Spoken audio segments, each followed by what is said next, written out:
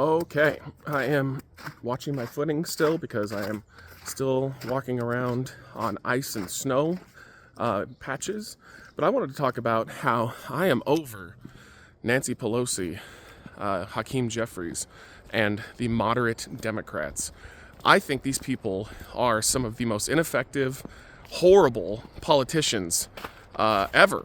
And because I will give some credit to Nancy Pelosi, I mean, she's a clever one, but she's only clever for getting things that she wants done, which usually does not help the American people, the regular American people, the moderates, the middle income people, lower income people. Let's go this way. She kind of led to this, and now we've got Hakeem Jeffries. But the moderate Dems are doing absolutely nothing right now. They are basically just sitting on their assholes. I mean, like, you look at like a Bernie Sanders or an AOC, the progressive side, they're making a lot of noise. They have to, because they don't have any power right now. It is true that Hakeem Jeffries' point was correct in one regard. When he said, like a couple weeks ago, he basically said, we don't have any power, we can't do anything. Well, the we don't have any power part is true, but we can't do anything part is absolute horse you-know-what.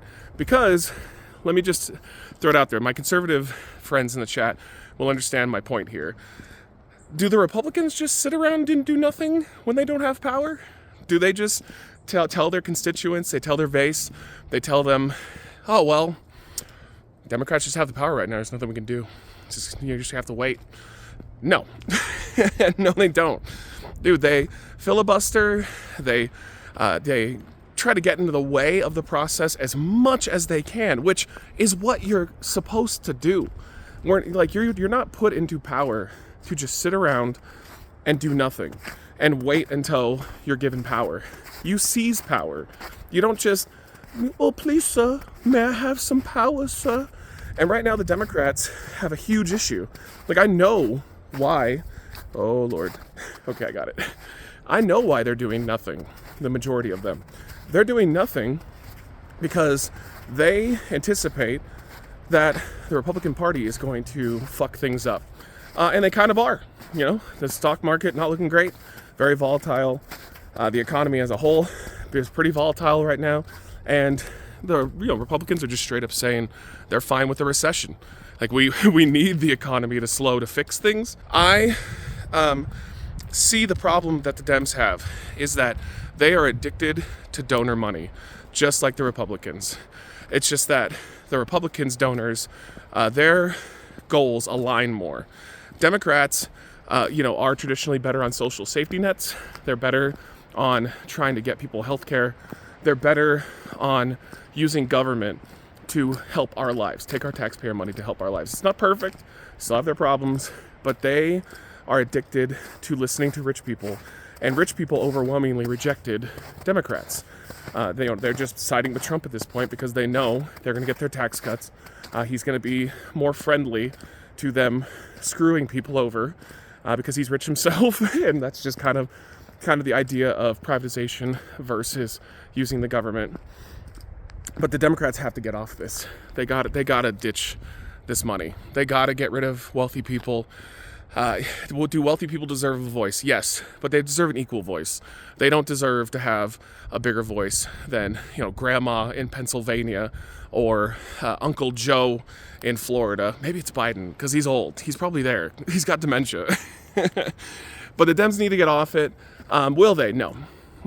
They're just going to be complacent little puppets. They're just going to sit around and do nothing. Bernie Sanders is out there right now packing, hall after hall after hall, listening to everybody, telling them about the problems of wealth inequality and oligarchs, and it's really it's going over quite well. And who knows what the fuck Hakeem Jeffries is doing? Who knows what Nancy Pelosi's doing? They're just doing Chuck Schumer. They're doing nothing.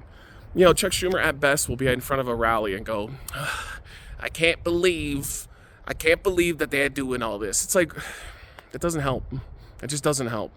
They are useless. And until they get rid of corporate money, they're basically just going to be Republican light. I don't know if you saw this, but Gavin Newsom was on, or has a podcast, which, please, we don't need you having a podcast. Good Lord. But he had a podcast, and he had on Charlie Kirk, which is a pretty prominent right-wing YouTuber, now commentator. I would say calling him YouTuber probably isn't fair anymore. He's a commentator.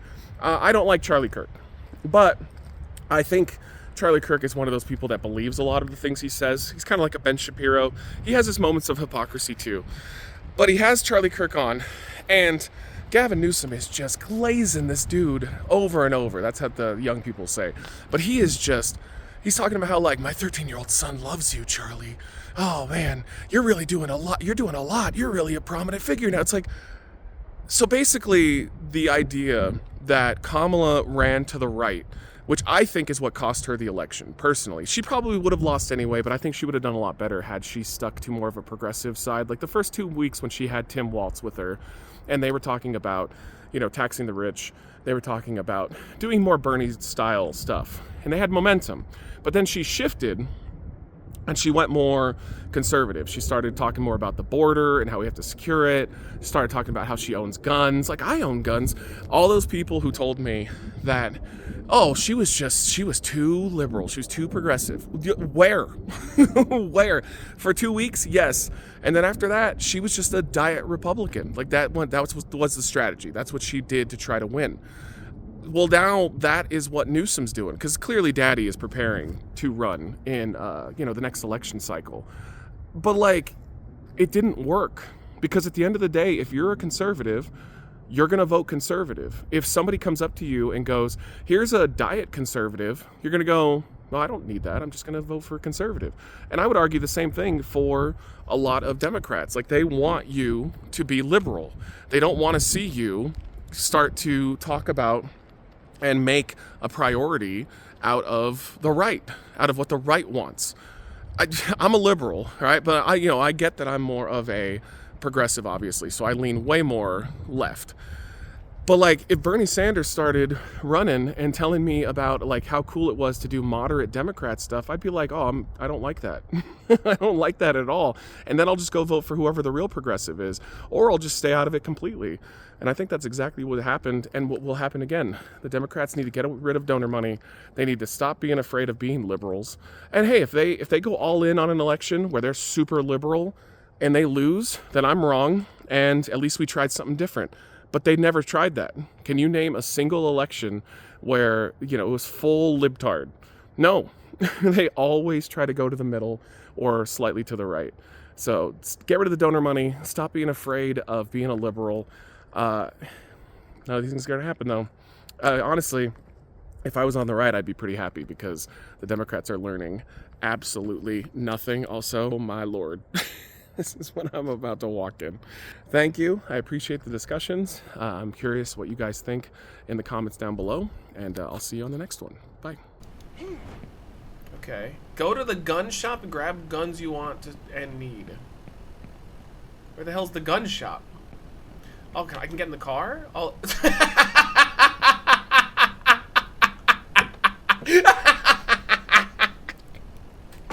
Let's do a head-on. Full speed. First one I see, head on. Here we go, I see him. Is that a pedestrian? It is. Get him. Oh!